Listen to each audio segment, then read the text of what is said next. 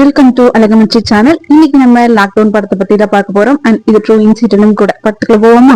படத்தோட ஸ்டார்டிங் சீன்லயே ஹீரோயினியும் அவங்களோட ஃப்ரெண்டும் பேசிக்கிறாங்க. நான் இருக்கேன், நீ பயப்படாம வீட்டுக்கு போ அப்படின்னு சொல்லிட்டு ஹீரோயினியோட ஃப்ரெண்டு சொல்றாங்க. ஹீரோயினியும் அழுந்துட்டே அவங்கள ஒரு ஹக் பண்ணிட்டு நீ கூட இரு அப்படின்னு சொல்லிட்டு போவாங்க. இது எதனால அப்படிங்கிறது நம்ம படத்தோட மிடில்ல தான் தெரியும். பட் இந்த கட் பண்ணிட்டு புதுசா ஹீரோயினியோட ஸ்டார்டிங் டேவை காட்டுறாங்க. ஹீரோயினி குளிச்சுட்டு வந்து மொட்டை மாடியில் நிக்கிற மாதிரி ஒரு சீன் தான் காட்டுறாங்க. கீழே வந்து ஹீரோயினி தலையெல்லாம் குளிச்சுட்டு இருப்பாங்கல்ல, அதை பார்த்துட்டு சிக்க முடியுக்கு 50 கிராம் 100 கிராம் அந்த மாதிரி சிக்க முடியெல்லாம் நாங்க விலை கொடுத்து வாங்கிக்கிறோம் அப்படின்னு சொல்லிட்டு கீழே ஒருத்தர் வேணும்னே கத்திட்டு இருப்பான். பக்கத்துலயே ஹீரோயினி மேல நின்று தலைக்காய போடுறத பாத்துட்டு இருப்பாங்க 2 பேரு. அதுல ஒருத்தன் வந்து ஹீரோயினியை லவ் பண்றான், ஒன் சைடா லவ் பண்றேன் அப்படின்னு சொல்லி சுத்திட்டு இருப்பான். அது கூடவே அவன் ஃப்ரெண்ட் என்ன சொல்லுவானா, இவன் என்ன அவ்வளவு அழகா இருக்கலாம் அந்த மாதிரி வந்து இவன் கலாய்ச்சிட்டு இருப்பான். இவன் அழகுதான் எல்லாத்த விட அப்படிங்கிற மாதிரி அவன் சொல்லிட்டு இருப்பான். அடுத்த சீன்ல என்ன காட்டுவாங்க அப்படின்னா, அவங்க வீட்டுல பூஜை எல்லாம் போட்டு எல்லாரும் சந்தோஷமா சாமி கும்பிடுவாங்க. ஃபேமிலியா எல்லாரும் ஜாலியா இருப்பாங்க. ஹீரோயினிக்கு ஒரு தங்கச்சி இருப்பா, நான் எங்க அப்பா அம்மா பாட்டு இவங்க தான் ஒன்னா இருப்பாங்க. அப்ப ஹீரோயினிக்கு ஒரு கால் வருது, அவ ஃப்ரெண்டு கிட்ட இருந்து கால் வருது நியூ இயர் விஷ் விஷ் பண்ணிட்டு எப்படி இருக்க அந்த மாதிரி எல்லாம் கேட்டுட்டு ஹீரோயினுக்கு வந்துட்டு வேலை இருக்காது, இன்னும் நீ வேலை தேடிட்டு இருக்கியா அப்படிங்கிற மாதிரி பேசிட்டு வச்சிருவாங்க. அதுக்கப்புறம் அடுத்த சீன்ல எல்லாரும் உட்காந்து டிவி பாக்குற மாதிரி ஒரு சீன் காட்டுவாங்க. அடுத்தது ஹீரோயினி வந்து ரொம்ப நாளா வேலை தேடிட்டு இருப்பாங்க. அதாவது எங்க அப்பா வந்துட்டு வெளியூருக்கு போக கூடாது அப்படின்னு சொல்லியிருப்பாரு, நைட் ஷிப்டும் வேணாம் அப்படிங்கிற மாதிரி சொல்லியிருப்பாங்க. கட் பண்ண அடுத்த சீன்ல அந்த ஹீரோயினிய பாத்துட்டு இருப்பாள், அவன் சைடா ஒருத்தர் லவ் பண்ணிட்டு இருப்பான். அதை அவனை காட்டுவாங்க. அவன் வந்து ஒரு டாக்டர்கிட்ட போயிட்டு இந்த மாதிரி கமிஷன் அப்படிங்கிற மாதிரி பேசிட்டு இருப்பான். எதுக்காக அப்படின்னு நமக்கு ஃபர்ஸ்ட் தெரியாது, எதுக்காக இவன் கமிஷன் கொடுக்குறாங்க அப்படிங்கறதும் தெரியாது. இந்த மாசத்துல இருந்து 10% கமிஷன் அப்படிங்கிற மாதிரி டாக்டர் சொல்லிட்டு இருப்பான். சரி நானும் மேடம் கிட்ட சொல்றேன் அப்படின்னு சொல்லிட்டு அவன் வந்துவான். இப்ப ஹீரோயினி ஒரு கம்பெனிக்கு வேலை தேடி போயிருப்பாங்க. அவங்க இன்டர்வியூல கேட்ட கொஸ்டின்ஸ்க்கு எல்லாம் பதில் சொல்லியிருப்பாங்க. பட் ஆனாலும் அவங்க செலக்ட் ட்ரை மாட்டாங்க. அடுத்தது ஒரு சில கம்பெனிஸ் அப்படியே போயிட்டே இருக்க மாதிரி சீன் எல்லாம் காட்டுவாங்க. ஒரு சாங் வரும். இந்த சாங்ல வந்து அவங்க ஹீரோயின் நிறைய கம்பெனிஸ் ஏறி இறங்குற மாதிரி போற மாதிரி அப்படிலாம் காட்டியிருப்பாங்க. எல்லா இடத்துலயுமே வந்து நைட் ஷிஃப்ட் அந்த மாதிரி இருக்கும், இல்லைன்னா வெளியில போய் வேலை செய்யற மாதிரி இருக்கும். இது எல்லாமே அவங்க வீட்டுல ஒத்துக்கவே மாட்டாங்க. இங்க லோக்கல்லே வேலை செய்யற மாதிரி தான் அவங்க எக்ஸ்பெக்ட் பண்ணுவாங்க. ஆனா அந்த ஹீரோயினிக்கு வந்து இப்போ வரைக்குமே கிடைக்காது. அவங்க யோசிச்சுட்டே இருப்பாங்க, நான் நிறைய இடத்துல ட்ரை பண்ணிட்டே இருப்பாங்க. இதுக்கு நடுவுல இவங்களை வந்துட்டு ஒன் சைடா லவ் பண்ற மாதிரி ஒரு சீன் எல்லாம் காட்டுவாங்க. இவங்க கொஞ்சம் பேர் அந்த ஏரியால இருக்கவங்க எல்லாம் ப்ரப்போஸ் பண்ற மாதிரி இந்த மாதிரி எல்லாம் காட்டுவாங்க. ஆனா ஹீரோயினி வந்து எதையுமே பெருசா எடுத்துக்க மாட்டாங்க. நாட்கள் இப்படியே போயிட்டு இருக்க. ஹீரோயினியோட அப்பா என்ன பண்ணுவாங்க அப்படின்னா வெல்டிங் ஒர்க் எல்லாம் பண்ணிட்டு இருப்பாங்க. அந்த சீனை இப்ப காட்டுவாங்க. ஏன்னா வெல்டிங் ஒர்க் பண்ணும்போது கூட வேலை செய்வாங்கல்ல, அவங்களோட பொண்ணு வந்து என்ன பண்ணிருப்பாங்க அப்படின்னா, ஃபீஸ் கட்டுறதுக்கு நான் காசு கேட்டல, நீ கொடுக்கவே இல்லை, நான் காலேஜ் போக மாட்டேன் அப்படின்னு சொல்லிட்டு வந்து பேசிட்டு இருக்கோம். அப்ப என்ன பண்ணுவாங்க அப்படின்னா, அவங்களோட ஓனர் இருப்பாங்கல்ல, நான் காசு தரேன் அப்படின்னு சொல்லிட்டு 15,000 எடுத்து கொடுப்பாங்க. படிப்புதான் முக்கியம் அப்படிங்கிற மாதிரி சொல்லி அமுச்சு விட்டுருவாங்க. இப்ப ஹீரோயினியோட அப்பாவும் அந்த ஓனரும் உட்காந்து சரக்கு அடிச்சிட்டு இருப்பாங்க. அப்ப என்ன சொல்லுவாங்க அப்படின்னா, என்னோட பொண்ணு இந்த வருஷத்தோட டாக்டர் முடிக்க போறா அப்படின்னு சொல்லிட்டு ஆசையா சொல்லிட்டு இருப்பாரு. கட் பண்ணா அடுத்த சீன்ல ஹீரோயினியும் எங்க அம்மாவும் வந்துட்டு மேல தலைக்கு எண்ணெய் வச்சுட்டு இருப்பாங்க. அப்ப என்ன பண்ணுவாங்கன்னா, அந்த சிக்கு முடிக்கார வந்து மறுபடியும் சிக்கு முடி இவ்வளோ அவ்வளோன்னு சொல்லிட்டு இருப்பானா. இவ கடுப்பாகி ஹீரோயினி வந்து கேட்பா, எதுக்கு என்ன பார்த்து கிண்டல் பண்ற அப்படிங்கிற மாதிரி. அப்ப அவன் சொல்லுவான், இல்ல அவங்கள மாதிரி யாருமே முடிய வளர்த்த மாட்டாங்க அப்படிங்கிற மாதிரி தான் சொல்லுவான். இப்ப ஹீரோயினியும் சிரிச்சுட்டே, அதுக்கு என்ன ஷாம்பு போடுறீங்க அப்படிங்கிற அவன் கேட்பான். இவங்க வந்துட்டு சீயக்காயும் வெந்தயமும் போடணும் அப்படிங்கிற மாதிரி வந்துருவா. அடுத்த சீன்ல என்ன காட்டுவாங்க அப்படின்னா, அந்த ஓனர் இருக்கான்ல, அவனுக்கு வந்துட்டு ஒரு போன் வரும். அவனை எடுக்க மாட்டான். அதனால ஹீரோயினோட அப்பாவுக்கு போன் வரும். இப்ப ஒண்ணு வந்து கொடுப்பாங்க. திடீர்னு போலீஸ் ஸ்டேஷன் வாங்க அப்படிங்கிற மாதிரி அவங்க ஒய்ஃப் கால் பண்ணி சொல்லியிருப்பாங்க. என்ன அப்படின்னு சொல்லிட்டு எல்லாம் பதறி வந்து பார்க்கும்போது அந்த ஓனரோட ஒய்ஃப் அவங்க வெளியே நின்றுட்டு இருப்பா, அழுந்துட்டே நின்றுட்டு இருப்பா. என்ன அப்படின்னு சொல்லிட்டு உள்ள போய் எல்லாத்தையும் விசாரிக்கும் போகும்போது தான் இவங்களோட பொண்ணு டாக்டர் முடிச்சிருவாங்க அப்படின்னு சொல்லிட்டு ஆசையா சொல்லிட்டு இருப்பாங்கல்ல. அவங்க என்ன பண்ணிருப்பாங்க அப்படின்னா, வேற ஒருத்தங்களை மேரேஜ் பண்ணிருப்பாங்க. அதுவும் இல்லாம இவங்க அப்பா மேலே கம்ப்ளைண்ட் கொடுத்திருப்பாங்க, எங்க அப்பாவால எனக்கு ஆபத்து இருக்கு அப்படிங்கிற மாதிரி கம்ப்ளைண்ட் கொடுத்திருப்பாங்க. அது மட்டும் இல்லாம அவங்க லவ் பண்ணி கல்யாணம் பண்ண பையனும் வந்து மாதிரி அட்ராசிட்டி பண்ற பையனா இருக்கான். எதுக்காக இந்த மாதிரி ஒரு பையன் கூட நீ போற, இவன் நல்லா பாத்துக்க மாட்டான் அப்படின்னு சொல்லிட்டு இவங்க எவ்வளவோ சொல்லியும் அவ கேட்கவே மாட்டா. நான் இவனோடதான் போவேன் அப்படின்னு சொல்லிட்டு இவங்க அப்பா அம்மா வளர்த்தனுங்க எல்லாத்தையுமே இது பண்ணிட்டு வெளியே வந்துருவா. அவங்க ஸ்டேஷனுக்கு வெளியே வந்தவும் கெஞ்சுவாங்க, கேட்பாங்க. அவங்க அப்பா காலெல்லாம் விழுவாரு. ஆனாலும் எதுக்காக இப்படி சீன் கிரியேட் பண்ணிட்டு இருக்கீங்க, நான் அவனோட தான் போவேன் அப்படின்னு சொல்லிட்டு அவ போயிருவா. இவங்க 2 பேருமே மனசு உடைஞ்சிருவாங்க. இருந்தாலும் அந்த பொண்ணு அதெல்லாம் கண்டுக்காம அவன் ஹஸ்பண்டோட போயிரும். இவங்களோட ஹீரோயினோட அப்பாவும் வந்திருப்பான். இதெல்லாம் பார்த்த அப்புறம் அவனுக்கும் ஒரு மாதிரியா இருக்கும். வீட்டுல போய் பேசிட்டு இருப்பான், இந்த மாதிரி அண்ணன் மனசடைஞ்சு போயிட்டாரு, அவரா இருக்கும் இருக்காரு, நானா தான் இருக்கவே மாட்டேன், இந்த மாதிரி ஒரு சுச்சுவேஷன்ல நான் இருக்கவே மாட்டேன் அப்படின்னு சொல்லிட்டு இவரு சொல்லிட்டு இருப்பாரு. இதை ஹீரோயினி அந்த சைட்ல இருந்து கேட்டுட்டு இருப்பாங்க. சோ நம்ம பொண்ணுங்கெல்லாம் அப்படி பண்ண மாட்டாங்க அப்படின்னு சொல்லிட்டு அவங்க அம்மாவும் ஆறுதல் சொல்லுவாங்க. ஹீரோயினி இது எல்லாத்தையுமே சைட்ல இருந்து கேட்டுட்டு இருப்பா. சோ இதுக்காக லவ் பண்ண வேக்கூடாது அப்படிங்கிற மாதிரி இவன் மைண்ட்லயும் நினைச்சிட்டு இருப்பா. இந்த மாதிரி எதுவும் நடக்க கூடாது அப்படின்னு நினைச்சிட்டு இருப்பா. அடுத்த சீன்ல ஹீரோயினி மறுபடியும் வேலை தேடி போற மாதிரி தான் காட்டுவாங்க. திடீர்னு வாட்ஸ்அப் குரூப்ல ஒரு ஸ்டேட்டஸ் பார்த்துட்டு அந்த ஹீரோயினியோட ஃப்ரெண்டுக்கு கால் பண்ணி கேட்பாங்க. இந்த மாதிரி உன்னோட இதுல ஏதாவது வேகன்சி இருக்கா அப்படின்னு சொல்லிட்டு கேட்பாங்க. அவளும் நேர்ல வா பேசிக்கலாம், ஈவினிங் என்னோட அப்பார்ட்மெண்ட்டுக்கு வா அப்படின்னு சொல்லிட்டு சொல்லியிருப்பா. சரி நானும் வரேன் அப்படின்னு சொல்லியிருப்பான். என் வீட்டுக்கு போய் ரெடி ஆகி வரதுக்காக போவா. அப்ப ஒன் சைடா லவ் பண்ணிட்டு இருந்தால அவன் வந்து ப்ரப்போஸ் பண்ணுவான். எனக்கு இந்த மாதிரி உங்களை பிடிச்சிருக்கு அப்படின்னு சொல்லிட்டு. ஆனா இவன் வந்து அக்செப்ட் பண்ண மாட்டா. இல்ல எனக்கு அந்த மாதிரி ஐடியா இல்ல, நானே உங்ககிட்ட சொல்லணும்னு இருந்தேன் அப்படின்னு சொல்லிடுவா. இங்க வந்து ஃப்ரெஷ்ஷா வந்து கிளம்பிட்டு அவங்க அம்மா கிட்ட 200 ரூபாய் கேட்பா. ஷேர் அவுட்டுக்கு வேணும். அவங்க அம்மா எதுக்கு 200 ரூபாய் அப்படின்னு கேட்பாங்க. இவ போனது வந்தது எங்கெங்க காசு கொடுத்தேன் அப்படிங்கிற கணக்கெல்லாம் சொல்லிட்டு இருப்பாங்க. அடுத்த சீன்ல ஆட்டோல ஏறிட்டு போறா. அதே மாதிரி இவளுக்கு ஒரு பெஸ்ட் ஃப்ரெண்ட் ஒருத்தி இருப்பா, அனிதான்னு சொல்லிட்டு. அவகிட்டதான் எல்லாத்தையுமே ஷேர் பண்ணுவா. நம்ம ஸ்டார்டிங் சீன்ல ஒருத்திக்கிட்ட பேசிட்டு இருப்பால, அவதான். இவ அப்பார்ட்மெண்ட்டுக்கு போவா. இந்த மாதிரி நான் அப்பார்ட்மெண்ட் போறேன் அப்படின்னு சொல்லிட்டு அவ ஃப்ரெண்ட்ஸ் கிட்ட சொல்லிட்டு போவா. அங்க போனா அவ வந்து ஒரு பார்ட்டி பண்ற இடத்துக்கு கூட்டிட்டு போவா. இப்ப அவ வேலை கேட்டிருந்தாலும் அந்த ஃப்ரெண்ட் வந்துட்டு அவ பார்ட்டி பண்ற இடத்துக்கு கூட்டிட்டு போவா. அங்க என் ஃப்ரெண்டு இருக்கான், அவங்க கிட்ட பேசி நான் கம்பெனில வாங்கி தரேன் அப்படிங்கிற மாதிரி கூட்டிட்டு போவா. அங்க போனா எல்லாரும் குடிச்சிட்டு டான்ஸ் ஆடிட்டு இருப்பாங்க. இவ வந்து ஓரமா உட்காந்து இவரோட பெஸ்ட் ஃப்ரெண்ட் ஒருத்தி இருப்பாள், அவகிட்ட வீடியோ கால் பண்ணி இந்த மாதிரி நான் இங்க வந்திருக்கேன், இப்படி பண்ணிட்டு இருக்காங்க அப்படிங்கறதெல்லாம் சொல்லிட்டு இருப்பான். அண்ட் வீட்டுக்கு போக லேட் ஆயிடும் அப்படிங்கறதுனால போக முடியாது அப்படின்னு சொல்லிட்டு இருப்பா. உடனே என் ஃப்ரெண்ட் என்ன சொல்லுவானா, நான் அம்மாவுக்கு கான்ஃபரன்ஸ் கால் போடுறேன், என் ரூம்ல தான் இருக்கேன் அப்படிங்கிற மாதிரி சொல்றேன் அப்படின்னு சொல்லிடுவா. நீ அங்கேயே என்ஜாய் பண்ணிட்டு வா அப்படின்னு சொல்லிடுவா. எங்க அம்மா கிட்ட கான்ஃபரன்ஸ் கால் போட்டு அங்கேயே இருப்பா. இப்பதான் வந்துட்டு அந்த வேலைக்கு கூட்டிட்டு வந்தால அந்த பொண்ணு அந்த பையனை இன்ட்ரடியூஸ் பண்ணி வைப்பா. பிரதீப் அவன் பேரு. அவன் தான் வந்து வேலை வாங்கி தரதா சொல்லியிருப்பான். இங்க ஒன் சைடா லவ் பண்ணிட்டு இருப்பான். அவனோட ஃப்ரெண்டு வந்து பார்ட்டிக்கு வந்திருப்பான். இப்ப என்ன பண்ணுவோம் அப்படின்னா கால் பண்ணி சொல்லியிருப்பான், இந்த மாதிரி இந்த பொண்ணு இங்க குடிச்சிட்டு இருக்கு, இங்க டான்ஸ் ஆடிட்டு இருக்கு அப்படிங்க, அந்த பொண்ணு நல்ல பொண்ணு அப்படி இப்படின்னு சொன்னேன் அப்படிங்கிற மாதிரி போன் பண்ணி சொல்லிடுவான். இவள் என்ன பண்ணுவாங்க அப்படின்னா குடிக்கமாதவளையும் வைனுன்னு சொல்லி குடிக்க வச்சிருவாங்க.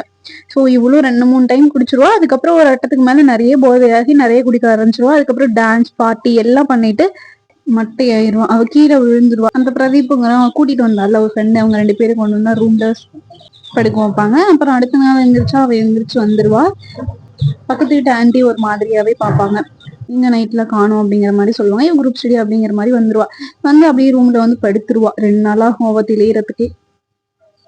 கட் பண்ண அடுத்த சீன்ல 2 மாசத்துக்கு அப்புறம் அப்படின்னு சொல்லி போடுறாங்க. 2 மாசத்துக்கு அப்புறம் அந்த பிரதீப்னு வேலை கொடுக்குறேன்னு சொன்னான் பாத்தீங்களா, அவன் வந்து கால் பண்ணுவான். உங்களுக்கு வேலை ரெடி ஆயிடுச்சு, மந்த்லி 40,000 சேலரி வந்து ஜாயின் பண்ணிக்கோ அப்படிங்கிற மாதிரி சொல்லுவான். இவன் ரொம்ப ஹாப்பி ஆயிடுவா, வேலை கிடைச்சிருச்சு அப்படிங்கிறது. இவன் வந்து வீட்டுல சொல்லுவா, அவங்க பாட்டிக்கிட்ட வந்து சொல்லுவா, எங்க தங்கச்சி கிட்ட, எங்க அம்மா கிட்ட போய் ஹெல்ப் பண்ணி எல்லாம் சொல்லுவா. ரொம்ப ஹாப்பியா இருப்பாங்க. எங்க அப்பா கிட்டயும் சொல்லி ஹாப்பியா இருப்பாங்க. இப்ப அடுத்த சீன்ல என்ன காட்டுவாங்க அப்படின்னா, ஹீரோயினியும் எங்க அப்பா தங்கச்சி எல்லாருமே சேர்ந்து அவனோட ஓனர் வீட்டு இருக்காங்கல்ல, அந்த அவங்க அண்ணான்னு சொல்லுவாங்க, அவங்க வீட்டுக்கு போவாங்க. அவங்க ரொம்ப சோகமா இருப்பாங்க. ஏன்னா பொண்ணு ஓடிடுச்சுல, அந்த இதுலயே சோகமா இருப்பாங்க, அழுந்துட்டே இருப்பாங்க. இவங்க ஒய்ஃபும் சொல்லுவாங்க, இந்த மாதிரி ஓடி போன பொண்ணு நினைச்சு அழுந்துட்டே இருக்காரு அப்படிங்கிற மாதிரி சொல்லுவாங்க. இவங்க ஃபீல் பண்ணாதீங்க, பாத்துக்கலாம் அப்படிங்கிற மாதிரி ஆறுதல் சொல்லுவாங்க. அப்போ வந்து இவளுக்கு ஹீரோயினுக்கு வேலை கிடைச்சிருக்கு, இந்த மாதிரி போக போறா அப்படின்னு சொல்லுவாங்க. அதுக்கு வந்துட்டு கரெக்டா போமா, இந்த இது பண்ணிடாத அப்படிங்கிற மாதிரி அட்வைஸ் பண்ணுவாங்க. அப்ப ஹீரோயின் வந்து லைட்டா இரும்புவாங்க. என்னாச்சுமா, ஏன் இரும்புற அப்படின்னு கேட்பாங்க. அது ஒண்ணும் இல்ல, லைட்டா 2 நாளா கோல்டா இருக்கு, அது இல்லாம தொண்டை ஒரு மாதிரி இருக்கு அப்படின்னு சொல்லுவாங்க. இவங்க என்ன சொல்லுவாங்கன்னா, இப்பதான் கோவிட் இருக்கனால நீங்க உடனே செக் பண்ணிக்கோ அப்படிங்கிற மாதிரி ஹாஸ்பிட்டல் அனுப்பி விடாங்க. இங்க ஹீரோயினி டாக்டர் கிட்ட பேசிட்டு இருக்கும் போது கேட்பாங்க, பீரியட்ஸ் எத்தனை நாள் ஆகுது அப்படின்னு. இவங்க தைராய்டு ப்ராப்ளம் இருக்கனால அது இர்ரெகுலரா தான் இருக்கும் அப்படிங்கிற மாதிரி சொல்லியிருப்பாங்க. இருந்தாலும் டாக்டர் வந்து அவங்க கையை பிடிச்சி பார்ப்பாங்க. நாடி பிடிச்சி பார்க்கும் போதே ஏதோ அவங்க ஃபேஸ்ல ரியாக்ஷன் மாறும். அண்ட் அது இல்லாம ஒரு பெல்விக் டெஸ்ட் பாத்துக்கலாம் படுங்க அப்படிங்கிற மாதிரி உள்ள போய் படுக்க சொல்லியிருப்பாங்க. அதுக்கப்புறம் கட் பண்ணா ஹீரோயினி வேகமா வந்து போலாவாங்க அப்படின்னு சொல்லிட்டு கூப்பிட்டு வந்துருவா. கூட்டு வந்துட்டு உள்ள ரூம்ல உட்காந்துட்டு இருப்பா. இப்ப ஹீரோயினோட அம்மா வந்து கடையில இருந்து திங்ஸ் எல்லாம் வாங்கிட்டு வந்துட்டு இதெல்லாம் எடுத்து வை அப்படின்னு சொல்லிட்டு சின்ன பொண்ணு சொல்லிட்டு உள்ள போவா. அங்க போயிட்டு டாக்டர் என்ன சொன்னாங்க அப்படின்னு கேட்பான். ஒண்ணும் இல்ல, தொண்டை இன்ஃபெக்ஷன் தான், மாத்திரை கொடுத்துருக்காங்க அப்படிங்கிற மாதிரி சொல்லிட்டு தூங்கிடுவாங்க. ஆனா அடுத்த நாள் என்ன நடக்கும் அப்படின்னா, ஹீரோயினி வந்து மெடிக்கல் போயிட்டு பிரெக்னன்சி டெஸ்ட் கிட் வாங்கிட்டு வந்து செக் பண்ணுவாங்க. அவங்க செக் பண்ணி பார்க்கும்போது என்ன ஆகும் அப்படின்னா, டபுள் கோடு காட்டியும். ஹீரோயினுக்கு ஒரே ஷாக்கு, எப்படி டபுள் கோட் காட்டுது அப்படின்னு சொல்லிட்டு. இருந்தாலும் ஹீரோயினி இது மனசு கேட்காம என்ன பண்ணுவாங்க அப்படின்னா, ஸ்கேன் சென்டருக்கு போவாங்க. அங்க போய் ஸ்கேன் எடுக்கணும், பிரெக்னன்சி டெஸ்ட் எடுக்கணும் அப்படின்னு சொல்லிட்டு முன்னாடி ஃப்ரெண்ட்ல கேட்பாங்க. அவங்களும் வெயிட் பண்ணுங்க, தண்ணி ஃபுல்லா குடிங்க அப்படின்னு சொல்லிட்டு, பிளாடர் ஃபுல்லா அளவு குடிங்க அப்படின்னு சொல்லி உட்கார வச்சிருப்பாங்க. இவங்களும் தண்ணி குடிச்சிட்டே உட்காருவாங்க. பக்கத்துல பார்த்தா ஒரு பிரெக்னென்டான லேடி உட்கார்ந்துட்டு இருப்பாங்க. அவங்களோட வயிற்ற பார்த்தோன்னே இவருக்கு ஒரே ஷாக். அப்புறமா கொஞ்சம் போய் தள்ளி உட்காந்துப்பா. தள்ளி உட்காந்துட்டு தான் யோசிப்பா, அந்த டாக்டர் சொல்லியிருப்பாங்கல்ல, உங்களை ஒரு பெல்விக் டெஸ்ட் வயிறு பாத்துக்கலாம் அப்படின்னு சொல்லிட்டு. உள்ள போய் என்ன சொல்லியிருப்பாங்க அப்படின்னா, நீங்க பிரெக்னெண்டா இருக்க மாதிரி எனக்கு டவுட்டா இருக்கு, அதுக்காக தான் நான் டெஸ்ட் எடுத்து பார்த்தேன், நீ பிரெக்னெண்டா தான் இருக்கேன் அப்படிங்கிற மாதிரி சொல்லிடுவாங்க. நான் பிரெக்னெண்டா தான் இல்ல, நீங்க எப்படி சொல்லலாம், நான் எந்த ரிலேஷன்ஷிப்ல இல்ல அப்படிங்கிற மாதிரி கோவமா சொல்லிட்டு, என்ன காசு புடுங்கிறதுக்காக டெஸ்ட் எடுக்கிறீங்களா அப்படிங்கிற மாதிரி சொல்லிட்டு வெளியே வந்துருவா. இப்போ உட்கார்ந்துட்டு அதை எல்லாத்தையும் யோசிச்சுட்டு இருப்பா. இப்போ ஸ்கேன் எடுக்க போலாம் வாங்க அப்படின்னு சொல்லிட்டு ஹாஸ்பிட்டல்ல ஒர்க் பண்றவங்க கூட்டிட்டு போவாங்க. உள்ள போய் பிரெக்னெண்டா இருக்கீங்க அப்படின்னு கேட்பாங்க. எனக்கு தெரியல, அதை நான் டெஸ்ட் பண்ணணும் அப்படிங்கிற மாதிரி சொல்லியிருப்பாங்க. இவங்க டெஸ்ட் பண்ணி பார்க்கும் போதே ஹீரோயினாவே யோசிச்சிட்டே படுத்துட்டு இருப்பாங்க. இப்பதான் ஒரு ஷாக்கு. கங்க்ராச்சுலேஷன்ஸ், நீங்க வந்து 8 வீக்ஸ் பிரெக்னெண்டா இருக்கீங்க அப்படிங்கிற மாதிரி சொல்லிடுவாங்க. ஹீரோயினி கண்ணெல்லாம் கலங்குது, அழுகையா வருது. அந்த ஸ்கேன்லயும் பாக்குறாங்க. இவங்களால நம்பவும் முடியல. பட் என்ன பண்றது அப்படிங்கறதும் தெரியல. இந்த இடத்துல என்னாச்சு அப்படிங்கறது தெரியல. ஹீரோயினி கண்ணுல மட்டும் தண்ணியா வருது. இவங்க டெஸ்ட் ரிப்போர்ட்ஸ் எல்லாம் வாங்கிட்டு வந்துடுறாங்க. அப்படியே மைண்ட்ல ரீகால் பண்ணிட்டே வராங்க. இந்த இடத்துல என்ன தப்பு நடந்துச்சு அப்படிங்கும்போது அந்த பார்ட்டிக்கு மட்டும்தான் இவங்க போயிருப்பாங்க. அதை பத்தி தான் யோசிச்சுட்டு வருவாங்க. குடிச்சிட்டு விழுந்தப்போ அவங்களுக்கு எதுவுமே ஞாபகம் இருக்காது. இதெல்லாம் அப்படியே மனசுல யோசிச்சுட்டே வந்து ஒரு இடத்துல உட்காந்துருவாங்க. உட்காந்துட்டு ஹீரோயினியோட ஃப்ரெண்ட் இருப்பாங்கல்ல, அவங்க கூப்பிட்டு இது நடந்தது எல்லாத்தையுமே சொல்லுவாங்க. அப்போ அவன் ஃப்ரெண்டு கேட்பான், என்ன நடந்துச்சு, யாரும் கூட இருந்தாங்கன்னு கூடவா அவனுக்கு தெரியாது அப்படிங்கிற மாதிரி கேட்பா. அவன் இருந்துட்டு, நான் 2 நாளுக்கு அப்புறம் தான் அந்த போதையிலேருந்தே தெளிஞ்சேன் அப்படின்னு சொல்லுவா. சரிவா ஹாஸ்பிட்டல் போலாம் அப்படின்னு கூப்பிட்டு வருவாங்க. ஃபர்ஸ்ட் சொல்லியிருப்பாங்கல்ல, நீ பிரெக்னெண்டா இருக்க மாதிரி இருக்கமா அப்படின்னு சொல்லியிருப்பாங்கல்ல, அந்த டாக்டர் கிட்ட தான் வந்திருப்பாங்க. நான் அன்னைக்கு சொன்னப்ப எதுவும் இல்லை அப்படின்னு சொல்லிட்டு போனீங்க, இன்னைக்கே வந்தீங்க அப்படின்னு சொல்லி கேட்பாங்க. இவங்களும் நடந்ததெல்லாம் சொல்லி எனக்கு கழிச்சு விடுங்க அப்படிங்க, அபார்ஷன் பண்ணுங்க அப்படிங்கிற மாதிரி கேட்பாங்க. காலெல்லாம் விடுவாங்க. ஆனா அந்த டாக்டர்னு ஒத்துக்க மாட்டாங்க. ஏன்னா அது என்னோட வேலை இல்லை, நான் பண்ண மாட்டேன் அப்படிங்கிற மாதிரி அனுப்பிச்சு விட்டுருவாங்க வெளியே. இவங்க 2 பேரும் யோசிச்சுட்டே வெளியே வருவாங்க. இங்க வந்து என்ன பண்ணுவாங்க அப்படின்னா மெடிக்கல் ஷாப் போய் மாத்திரை கேட்பாங்க. ஸோ மாத்திரை மூலயமா ஏதாவது பண்ண முடியும் அப்படிங்கிறதுக்காக மெடிக்கல் ஷாப்ல ஃப்ரெண்டும் ஒன்று போய் கேட்பாங்க. பட் ஆனா மெடிக்கல் காரங்க வந்து பிரிஸ்கிரிப்ஷன் இல்லாம இது தர மாட்டேன்னு சொல்லிடுவாங்க. ஏன்னா இது வந்து உயிருக்கே ஆபத்தானது, அதனால பிரிஸ்கிரிப்ஷன் எல்லாம் தரமாட்டேன் அப்படின்னு சொல்லிடுவாங்க. இன்னொரு டாக்டர்கிட்ட போய் கேட்பாங்க, இந்த மாதிரி எனக்கு ஹெல்ப் பண்ணுங்க அப்படின்னு சொல்லிட்டு. அந்த டாக்டரும் நான் ஹெல்ப் பண்றேமா, ஆனா உன் பேரண்ட்ஸ் கூட்டு வா அப்படின்னு சொல்லிடுவாங்க. அவங்களுக்கு தெரியக்கூடாது அப்படிங்கிறதுக்காக அதெல்லாம் பண்றோம் அப்படிங்கிற மாதிரிலாம் இவங்க எல்லாம் அழுவாங்க. ஆனாலும் அந்த டாக்டர்ஸ் ஒத்துக்க மாட்டாங்க, பிரிஸ்கிரிப்ஷனும் கொடுக்க மாட்டாங்க. இவங்க 2 பேரும் பேசிட்டே வருவாங்க. இப்போதான் வந்து அந்த சீன் நடக்கும். நீ என் கூடவே இரு, ஒன்னும் பயப்படாத அப்படின்னு சொல்லி அவங்க ஹீரோயினி சொல்லிட்டு இருப்பாங்க. இதெல்லாம் ஸ்டார்டிங் சீன்ல காட்டியிருப்பாங்க. ஹீரோயினி வீட்டுக்கு வந்தோடனே ரொம்ப குளிருது, காய்ச்சல் எல்லாமே வந்துருது. எங்க பாட்டி எங்க தங்கச்சி எல்லாருமே பாத்துக்கிறாங்க. ஹீரோயினோட ஃப்ரெண்டு, நீ வீட்டுக்கு போ, அடுத்த நாள் பாத்துக்கலாம், நம்ம வேற எங்கேயும் போய் பார்க்கலாம்னு சொல்லி அமைச்சிருப்பா. ஆனா அடுத்த நாள் தான் இங்க ஒரு பெரிய ஷாக்கே நடக்கும். ஏன்னா அது கோவிட் டைம்ல கொஞ்சம் கொஞ்சமா பரவிட்டு இருக்கும். அந்த டைம்ல 144 தடை உத்தரவு போட்டிருப்பாங்க. வீட்டை விட்டு யாரும் வெளியே வரக்கூடாது அப்படின்னு சொல்லி போட்டிருப்பாங்க. ஹீரோயினிக்கு இதை பார்த்தோன்னே பெரிய ஷாக்கு. இப்ப என்ன பண்றதுன்னு தெரியாம இருப்பா. ஆக்சுவலா ஹீரோயினிக்கு வந்து இது யார் பண்ணாங்கன்னு தெரியாது. பட் ஆனா இவங்க அப்பா அம்மா முன்னாடி பேசிட்டு இருந்திருப்பாங்கல்ல, என் பொண்ணு இந்த மாதிரி ஏதாவது பண்ணிட்டா, ஏதாவது தப்பு பண்ணிட்டா நான்லாம் இருக்கவே மாட்டேன் உயிரோட அப்படிங்கிற மாதிரி எல்லாம் பேசியிருப்பாங்கல்ல. சோ அது எல்லாமே ஹீரோயினோட மைண்டுக்குள்ள வந்து இது வெளியே தெரியாம இருக்கணும், இது ஏதாவது கலைச்சிடணும் அப்படிங்கிற மாதிரிதான் இருக்கும். சோ இப்ப லாக்டவுனும் போட்டாங்க, என்ன பண்றதுன்னு தெரியல. ஹீரோயினியோட ஃப்ரெண்டுக்கு ஃபோன் பண்ணி இந்த மாதிரி பண்ணிட்டாங்கல்ல அப்படிங்கிற மாதிரி பேசிட்டு இருப்பா. அவனும் ஏதாச்சும் பண்ணலாம் விடு, நீ ஃப்ரீயா இரு, எதுவும் போட்டு குழப்பிக்காத அப்படிங்கிற மாதிரி எல்லாம் சொல்லியிருப்பான். இப்போ ஊரே ஃபுல்லா லாக்டவுன்ல இருக்கு. ஒரே சோகமான ஒரு மாதிரிதான் காட்டுறாங்க. ஹீரோயினி மட்டும் ரொம்ப சோகமா இருக்கா. அப்பப்போ ஃப்ரெண்டு கிட்ட மட்டும் கேட்டுக்கிறான். அப்பப்போ அங்க இருக்க போன்ல எல்லாம் பார்த்து ஏதாவது பண்ண முடியுமா அப்படின்னு சொல்லிட்டு பாத்துட்டு இருப்பா. அப்போ இவ தங்கச்சி என்ன பண்ணுவான், போன் சும்மா பாக்கிறதுக்காக, கேம் விளையாடுறதுக்காக, இருக்கிறதுக்காக வருவா. இவதான் எல்லாம் பாத்துருப்பால, இதெல்லாம் பாத்துருவா அப்படிங்கிறதுக்காக தங்கச்சி அடிச்சிருவா. எங்க அம்மாவும் திட்டுவாங்க, போன் தானே எடுத்தா எதுக்காக அடிச்ச அப்படிங்கிற மாதிரி. அது என்னோட ஆபீஸ் ஃபைல் எல்லாம் இருக்கு அப்படிங்கிற மாதிரி இவ சமாளிச்சிருவா. அடுத்தது இவ பாஸ்வேர்டும் போட்டு அந்த போனுக்கு வச்சிருவான். இப்படியும் நாட்கள் போயிட்டே இருக்கு. ஹீரோயினியும் ரொம்ப சோகமா என்ன பண்றதுன்னு தெரியாம டிப்ரெஷனோட இருக்கிறாங்க. அந்த வீட்டுல எல்லாரும் சந்தோஷமா இருந்தா கூட ஹீரோயினி ரொம்ப சோகமா தான் இருக்காங்க. எல்லாருமே கொஞ்சம் கொஞ்சம் இதெல்லாம் நோட் பண்ணிட்டு தான் இருக்காங்க. ஹீரோயினி ரொம்ப அப்செட் ஆறாங்க, என்ன பண்றதுன்னு தெரியாம இருக்காங்க. அவ ஃப்ரெண்டு கிட்ட மட்டும் அப்பப்ப கால் பண்ணி கேட்டுக்கிறாங்க. ஒரு சில மெடிசன் சாப்பிடுறாங்க. இப்போதான் என்ன பண்ணுவாங்க அப்படின்னா ஃப்ரெண்டும் அவ்வளோ அந்த ஃபர்ஸ்ட் அந்த மெடிசன் கொடுக்க மாட்டேன்னு சொன்னாங்கல்ல, அந்த ஒரு மெடிக்கலுக்கே வந்து திரும்பி கேட்பாங்க, நீங்க தான் எனக்கு ஹெல்ப் பண்ணணும் அப்படிங்கிற மாதிரி திரும்பியும் கேட்க, அவங்க என்ன பண்ணுவாங்க அப்படின்னா அந்த அபார்ஷன் பண்ற சென்டரை ஒன்று ரெஃபர் பண்ணுவாங்க. அங்க போய் இவங்க 2 பேரும் இந்த மாதிரி பண்ணணும், அபார்ஷன் பண்ணணும் அப்படின்னு கேட்டா அவங்க 30,000 இருந்தாதான் பண்ணுவோம் அப்படின்னு சொல்லிட்டு சொல்லிடுவாங்க. 30,000 அப்படின்னு சொல்லி இவங்க கேட்பாங்க. இல்லைன்னா பிரிஸ்கிரிப்ஷன் மட்டும் கொடுங்க, நாங்க போய் மாத்திரம் வாங்கிக்கிறோம் அப்படின்னு கேட்டாலும், நான் டாக்டர்மா, என்ன நம்ம போலீஸ்ல மாட்டிக்க சொல்றீங்களா, நான் ரிஸ்க் எடுக்க மாட்டேன் அப்படிங்கிற மாதிரி இவன் சொல்லிடுவாங்க. ஸோ பணத்தை ரெடி பண்ணிட்டு வாங்க அப்படின்னு சொல்லி அனுப்பிச்சு விட்டுருவாங்க. இவங்களும் எங்கெங்கயோ ஃப்ரெண்ட்ஸ் கிட்ட அங்க இங்க இது ஏதோ எல்லாத்தையும் வாங்கி அவருடைய காசு ரெடி பண்ணிடுவாங்க. ஒரு 20,000 ரூபாய் ரெடி பண்ணிடுவாங்க. 20,000 ரூபாய் ரெடி பண்ணிட்டு வந்து கொடுக்கும் போதும் இல்ல, நான் 30,000 இருந்தாதான் பண்ணுவேன் அப்படின்னு சொல்லி அமைச்சிருவான். இவன் என்ன பண்ணுவான் அப்படின்னா, இந்த பிரதீப்னு ஒருத்தன் இருப்பான்ல ஃபர்ஸ்ட் ஸ்டார்டிங்ல, அவன் கிட்ட ஒரு 10,000 கேட்டா சரி ஓகே அப்படின்னு சொல்லி அவனும் கொடுத்துருவான் எமர்ஜென்சி அப்படிங்கறனால. இப்போ 30,000 எடுத்துட்டு ஹாஸ்பிட்டல் அந்த வந்து பார்த்தா அந்த டாக்டருக்கே கொரோனா அப்படின்னு சொல்லிட்டு அந்த சென்டரே க்ளோஸ் பண்ணியிருப்பாங்க. ஸோ இப்போ என்ன பண்றதுன்னு தெரியாம ஹீரோயினி மறுபடியும் மனசுடைஞ்சு போவாங்க. நீ பேசாம உங்க வீட்டுல சொல்லிடு அப்படின்னு சொல்லி என்னோட ஃப்ரெண்டு சொல்லிட்டு இருப்பா. எப்படி நான் போய் இதை சொல்ல முடியும், என்ன எப்படி இது பண்ணுவாங்க அப்படிங்கிற மாதிரி அவ சொல்லிட்டு இருப்பா ஹீரோயினி. இப்போ கரெக்டா அந்த ஹாஸ்பிட்டல்ல ஒருத்தன் கூட ஒர்க் பண்ணிட்டு இருப்பான்ல, அவன் வந்துட்டு நான் உங்களுக்கு இது பண்ணி தரேன், நான் மாத்தது இது பண்ணி தரேன் அப்படிங்கிற மாதிரி இவன் கிட்ட பேசி 10,000 வாங்கிட்டு போவான். அடுத்த நாள் போய் அங்க செக் பண்ணி பார்த்தா அவன் எடுக்கவே மாட்டான். ஸோ அவனும் ஏமாத்திட்டு போயிடுவான் 10,000. கடைசியில ஹீரோயினுக்கு என்ன பண்றதுன்னு தெரியல, எப்படி சமாளிக்கிறதுன்னு தெரியல. இவங்க 2 பேரும் அதை பத்தி யோசிச்சுட்டே நடந்து வந்துட்டு இருப்பாங்க. இப்போ நடந்து வரும்போது அந்த ஒன் சைடா ஒருத்தர் லவ் பண்ணிருப்பான்ல, அவன் வந்து பேசிட்டே வருவான், நீங்க நல்ல பொண்ணுமான்னு சொல்லிட்டு அங்க குடிச்சிட்டு இருந்தில்ல அப்படிங்கிற மாதிரி சொல்லியிருப்பா. ஆனா அப்போ வரைக்குமே யாருமே வந்துட்டு யாரு பிரெக்னென்ட் ஆனா அப்படிங்கிறது தெரியாது. இப்போ இவங்க 2 பேரும் பேசிட்டே வருவாங்க. இங்க வந்து ரூம்ல வந்து ரொம்ப சோகமா உட்காந்துட்டு இருப்பா. என்ன ஏன் இப்படி பண்ணிட்டு இருக்க அப்படின்னு சொல்லிட்டு எங்க அம்மா கேட்கும்போது அவ கொஞ்சம் எதிர்த்து பேசிடுவா. என்ன உங்க பிரச்சனை அப்படிங்கிற மாதிரி பேசினோடனே எங்க அம்மா என்ன பண்ணுவோம், கோவம் வந்து எங்க அம்மா வந்து குச்சி வச்சு அடிச்சிருவாங்க. ரொம்ப அடிச்சிருவாங்க. அவளும் கத்துவாங்க. அப்புறம் வீட்டுல இருக்கவங்க எல்லாருமே வந்து தடுப்பாங்க. அதுக்கப்புறம் ஹீரோயின் என்ன பண்ணுவாங்க அப்படின்னா, ஆல்ரெடி சொல்லியிருப்பாங்கல்ல, என் பொண்ணுலாம் அப்படி பண்ணா நான் இறந்துருவேன், இருக்க மாட்டேன் அப்படின்னு சொன்னது எங்க அப்பா சொன்னது எல்லாமே கண்ணு முன்னாடி வந்துட்டு போயிட்டே இருக்கும். அதனால ஹீரோயின் என்ன பண்ணுவாங்க, சண்டை போட்டுருவாங்க, சூசைட் அட்டம் பண்ணிடுவாங்க.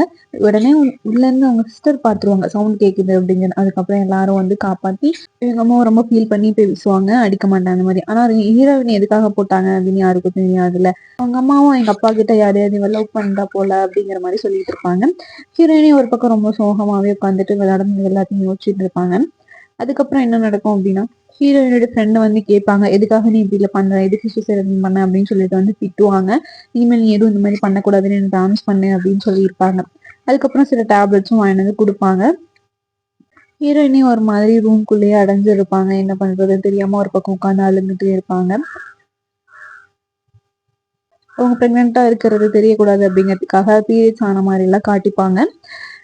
இதே மாதிரி போயிட்டு இருக்கும் நாட்களும். கொஞ்ச நாள் போக போக உடஞ்சு ஆள ஆரம்பிப்பாங்க. அதுக்கப்புறம் அவங்க 20,000 கொடுத்துருப்பாங்கல்ல, அந்த டாக்டரும் கோவிட்ல இறந்துருவாங்க, அதையும் சொல்லியிருப்பாங்க. அதுக்கப்புறம் எங்க வீட்டுல என்ன நடக்கும் அப்படின்னா, அந்த இவங்களோட ஓனர் இருப்பாங்கல்ல, அந்த பொண்ணு ஓடி போயிடுச்சுன்னு சொல்லி ஃபீல் பண்ணிட்டு இருந்தவங்க அவங்க 2 பேருமே சூசைட் அட்டன் பண்ணி இறந்துருப்பாங்க அப்படின்னு எங்களுக்கு ஒரு கால் வந்திருக்கும். அதை கேட்டவொடனே வீடே அழுவாங்க. அதுக்கப்புறம் ஹீரோயின் உள்ள போய் வாமிட் பண்ணுவாங்க. அதுக்கப்புறம் உள்ள இதை நினைச்சு ஃபீல் பண்ணி அழுந்துட்டு இருப்பாங்க. அதுக்கப்புறம் இப்படியே போயிட்டு இருக்க திருப்பி என்ன பண்ணுவாங்க அப்படின்னா, அந்த மெடிக்கல்காரங்க ஒருத்தங்க இருப்பாங்கல்ல, அவங்ககிட்டயே போய் எங்களுக்கு உங்ககிட்ட வேற யாரையும் தெரியாது, எங்களுக்கு ஏதாவது ஹெல்ப் பண்ணுங்க அப்படின்னு சொல்லி கேட்பாங்க. இன்னுமா நீங்க கழிக்கல அப்படிங்கிற மாதிரி இவர் கேட்பாரு. இவங்களும் நடந்தது எல்லாத்தையும் சொல்லுவாங்க. அண்ட் அது மட்டும் இல்லாம இந்த குழந்தைக்கு எனக்கு எந்த சம்மந்தமும் இல்லை, இந்த மாதிரி நைட் இப்படிதான் நடந்துச்சு அப்படிங்கறதையும் சொல்லுவாங்க. அவனும் மனசு மாதிரி இன்னொரு கான்டாக்ட கொடுப்பான், அவங்க கிட்ட போய் பேசுங்க அப்படின்னு சொல்லிட்டு. அதுக்கப்புறம் இவங்க 2 பேரும் அப்படி அவங்க கொடுத்த கான்டாக்ட பேசிட்டே வரும்போது தான் தெரியும், அந்த ஒன் சைடா லவ் பண்ணிட்டு இருப்பான்ல, அவன் தான் அந்த ஏஜென்ட். இவன் தான் வந்து இந்த மாதிரி கலைக்கிறவங்க எல்லாம் டாக்டர்கிட்ட கூட்டிட்டு போய் விடுவான். அந்த மாதிரி கமிஷன் கொடுக்கறது இந்த மாதிரிலாம் நடக்கும்ல, அந்த மாதிரி இவன் தான் பண்ணிட்டு இருந்திருக்கான் போல. இவன் கிட்ட வந்து ஹீரோயினோட ஃப்ரெண்டு மட்டும் வந்து பேசுவா, இந்த மாதிரி எனக்கு வேணும் அப்படிங்கிற மாதிரி. அவங்க என்ன சொல்லுவான் அப்படின்னா, 50,000 ரெடி பண்ணிட்டு வாங்க அப்படின்னு சொல்லிடுவான். அந்த டாக்டர் கொடுக்கறதுக்கு 50,000 ஃபீஸ் ரெடி பண்ணும் அப்படிங்கிறதுக்காக இவங்களும் எங்கெங்கயோ எதோ கேட்பாங்க. அதுக்கப்புறம் நியூஸ்ல வந்து இந்த தங்க நகை கடன்லாம் கோவிட் டைம் அப்படிங்கறதுனால வேர்லயே வந்து வாங்கிக்கிறோம் கொடுக்குறோம் அவங்க சொல்லியிருப்பாங்க. இவளும் யாருக்கும் தெரியாம வலையெல்லாம் திருடிட்டு போய் கொடுத்து நகை காசு வாங்குவா. இப்ப 50,000 ரெடி பண்ணிட்டு போய் அந்த சொன்ன டாக்டரை பார்ப்பாங்க. ஆனா அவங்ககிட்ட வந்து 3 மாசம் மட்டும் சொல்லியிருப்பான் அந்த மெடிக்கல்காரன். ஏன்னா 5 மாசம் ஆயிடுச்சு அப்படிங்கறனால, 4.5 மாசம் ஆயிடுச்சுங்கனால கலைக்க முடியாது அப்படிங்கறனால அப்படி சொல்லியிருப்பான். பட் ஆனாலுமே அந்த ஸ்கேன்ல வந்து தெரிஞ்சிரும் 4.5 மாசத்துக்கு மேல ஆயிருச்சு அப்படிங்கறனால இதை பண்ண மாட்டேன் அப்படின்னு சொல்லியிருப்பான்.